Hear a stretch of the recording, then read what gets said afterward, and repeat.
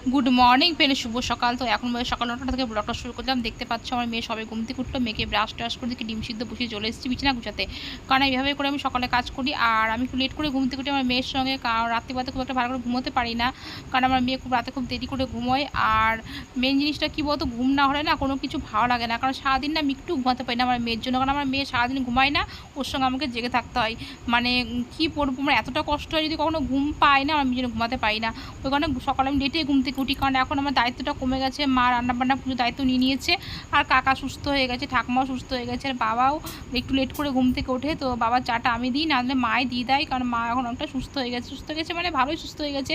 রান্নাবান্নাটা মা করে, পুজো সন্ধ্যা দেয়, যখন মা পায় না তখন আমি করি। আর মেন জিনিস কী বলতো, আমি আমি আমার বাচ্চাকে নিয়ে কোনো কাজ আমি করতে পারি না। তো দেখতে পাচ্ছ বিছানা গোছানো কমপ্লিট করে আমি জামা কাপড় একটু ভাঁজ করতে চলে এসেছি, আমার মেয়ে আমার পিছনে।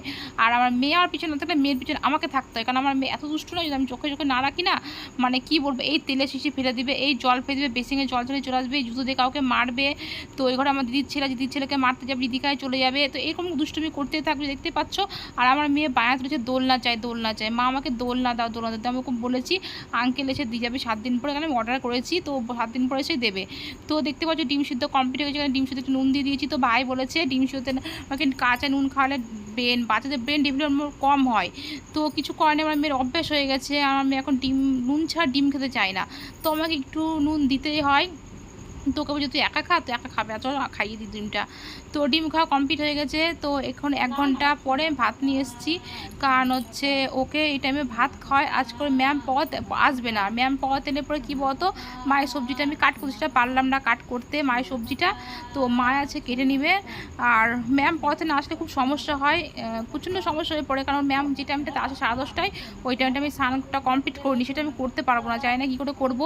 তো এখানে চলেছি বাবার চা করতে, তো মা একবার বাবাকে চা করে দিয়েছে, তো বাবা 2-3 বার করে চা খায়। তো চলো, এই যে বাবার চা কমপ্লিট হয়েছে, একটু কফি পাউডার দিয়ে দিয়েছি, কারণ বাবা একটু কফি পাউডারের সঙ্গে চা খেতে ভালোবাসতে, ওখানে দিয়ে দিয়েছি। তো চলো, আর মেয়েকে দেখি কি করছে। তো মেয়ে আজকাল কী করছে, সকাল সকাল স্নান করে বায়না তোলে। তো এর আগে কদিন ঘুম থেকে উঠে স্নান করে বায়না তুলছিল, তো এখন তো সেটা বায়নাটা চলে গেছে। তো 1-2 ঘন্টা পর স্নান, ও যখন একবার বলবে মা আমি স্নান করবো, বারবার সেটা বলতে থাকবে, ওকে স্নান আমাকে করাতেই হবে। তো এই কারণে স্নানটা আমি ছেড়ে দিলাম। তো দেখতে পাচ্ছ স্নান করিয়ে আমি নিয়ে চলে এসেছি। তো আমার মেয়ে কিছুতে গায়ে পাউডার লাগাবে না, ঠিকমতো জামা কাপড়ও পরবে না, তো আমাকে বকা দিতে হয়। আর এটা হলে আমাকে এটা বলতে হয় তোকে চকলেট দেবো, তোকে চিপস দেবো, তো এটা বলে আমাকে এখনও জামা কাপড় পরাতে হয়। তো আমি সাউন্ডটাকে মিউট করেই তোমাদের সঙ্গে কথা বলি, কারণ আমার মেয়ের সঙ্গে প্রচণ্ড পরিমাণে বকর বকর করতে হয়, বকা দিতে হয়, এটা দিতে হয়, সেটা দিতে হয়। তো মেয়ে স্নান করা কমপ্লিট হয়ে যায় না, আমি কীভাবে স্নান করবো, আর ওদিকে জামা কাপড় আছে সেগুলো আমাকে ছাদে মেলতে হবে। তো আর উপরে ঘর ঠাকুমার ঘরে যেতে হবে, বিছানা গুছাতে হয়, সেটা আমাকে করতে হয়, সেটা আমি রোজ করতে পারি না, একদিন পর পর আমি ঠাকুমার ঘরে উপরে ঘরে বিছানা গুছিয়ে দিই, আর জলের বোতল নিয়ে আসি, আর টাইম মতো জলগুলো আমি ভরেও দিয়ে আসি। তো চলো, আমার মেয়ে একটু কোলে আসছে, আর আমার মেয়ে সে এক কথা দোলনা করছে। তো আমি বলছি আসবে আঙ্কেল 7 দিন পরে, যেহেতু আমি অর্ডার করেছি দোলনার, তো 7 দিন পরে আসবে, তো তোমাদের সঙ্গে সেটা আমি শেয়ার করব। তো চলো, তো দেখতে পাচ্ছ আমি মেয়েকে নিয়ে উপরে চলেছি, তোমাদেরকে বলেছি না, হয়তো আমাকে মেয়ের পিছনে আমাকে থাকতো না, আমার পিছনে মেয়ে থাকে, তো মেয়েকে আমি উপরে নিয়ে এসে দেখতে পাচ্ছি পেছনে ব্যাপার সব কিছু নামিয়ে নিয়েছে। আমার ঠাকুমার পেছনে ভাবছে, ঠাকুমার শরীরটা একটু ভালো নেই, কারণ ঠাকুমার দাঁতের মাড়িটা একটু ফুলেছে, ব্যথা হয়েছে। তো ঠাকুমা যে লেট করে উঠেছে, তো চা করে দিয়েছে দিদি, চা খেয়েটে ওপরে এসে তো বিছানা গুছাতে আমি চলে এসেছি ঠাকুমার ঘর। তোমাদেরকে তো আগেই বলেছি যারা আমার ভিডিও দেখো। তো দেখতে পাচ্ছ আমার মেয়ে সব কিছু যন্ত্রপাতি নিয়ে বসে গেছে, আমার ঠাকুমাকে এখন প্রেশার মাপবে বলে। তো যখনই ওপরে এসে তখন এই ব্যাগটা থাকে, ব্যাগটা নামিয়ে নেবে, আর বলবে বম্মা তো বলে না, বলবে আম্মা এসো তোমার আমি প্রেশার মাপবো, তাই বলবে। তো একটু খেলবে, চলো এই ফাঁকে আমি বিছানা গুছানো কমপ্লিট করে দিচ্ছি, চলো ওপরে যাই, ওপরে গিয়ে আমি সমস্ত জামাকাপড় মেরে দিয়ে চলে আসি। আর এখানটায় মেঘলা ওয়েদার, তো জামা কাপড়গুলো সকালে কাচা হয়েছে, তো সকালে একটু বৃষ্টি পড়ছিল বলে মেলা হয়নি। তো এখন দেখতে পাচ্ছ মেঘলা ওয়েদার, খুব একটা রোদ উঠেনি, কিন্তু কী বলতো হাওয়া বাতাস যেটুকু শুকোই। তো দেখতে পাচ্ছ শাড়িগুলো মেয়ে নিচ্ছি প্রথমে, আর এদিকে আমার মেয়ে চলে আসছে, কারণ আমার মেয়ে বলি না আমি যেখানে যাবো আমার মেয়ে চলে আসবে। তো ঠাকমাকে জোরে করে নিয়ে আসতে শিখতে আমি আওয়াজ পাচ্ছি, তো ও আসতেই আমাকে জামা কাপড়গুলো সমস্ত মিলতে হবে। চলো জামা কাপড়গুলো সমস্ত কিছু মিলে নিই, কারণ ও এলে একবার এদিকে যাবে ওদিকে যাবে, আর পাঁচিলটা আমাদের খুব একটা উঁচু না, কী করে বলো তো, পাঁচিল তো উকি দেবে। তো কি বলবো, ছোট্ট বাচ্চা থাকলে খুবই মানে চাপ, মানে যেই লাইফটা আমি কাটিয়েছি না বাচ্চা ওর আগে, সেই লাইফটা আমার মেয়ের বয়স 4 বছর হবে, পূর্ণ হয়নি। তো 4 বছর ধরে নাও সেই লাইফটা আমি ফিরে পাবও না, আর লাইফটা আমি ফিরে কাটাতে পারবো না, কারণ সবসময় মাথায় চিন্তা থাকে আমার মেয়েকে নিয়ে। মেয়ে কি করছে, মেয়ে কখন খাবে, মেয়ে কখন ঘুমাবে, মেয়ে কখন পড়াতে আসবে, ঠিক আছে, সব সময় মাথায় আমার চিন্তা থাকে কি বলবো। ও না ঘুমালে আমি ঘুমোতে পারি না, ও না খেলে আমি খেতে পারি না, সব সময় আমাকে জোকে জোগাতে হয়। এখানে দিদি হচ্ছে ছেলে সব জামা কাপড়গুলো আর টুকিটাকি যে কাঁথাগুলো আছে সেগুলো আমি মেরে দিচ্ছি এখানে, কারণ হচ্ছে এখান থেকে মেরে দিলে একটু শুকিয়ে যাবে তাড়াতাড়ি।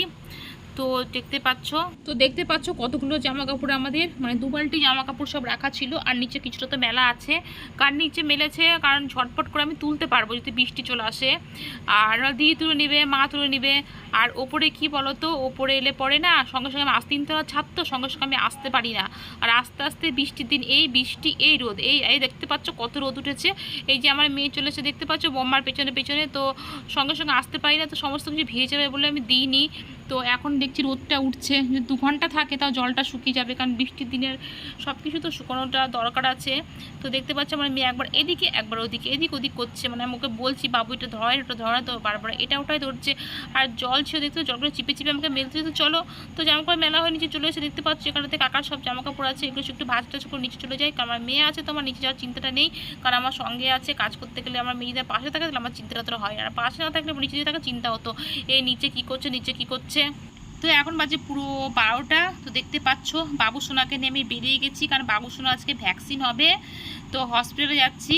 দিদি আমার মেয়েকে নিয়েছিল, আমি বাবু সোনাকে নিয়েছি। তো দেখতে পাচ্ছ, তো ভাবছি বাবু সোনাকে নিয়েছি তো বাবু সোনা একটু ভিডিও করে নিই, বাবু সোনা তেমন ভিডিও করা হয় না, আর বাচ্চা নিয়ে আমি সময়ও পাই না।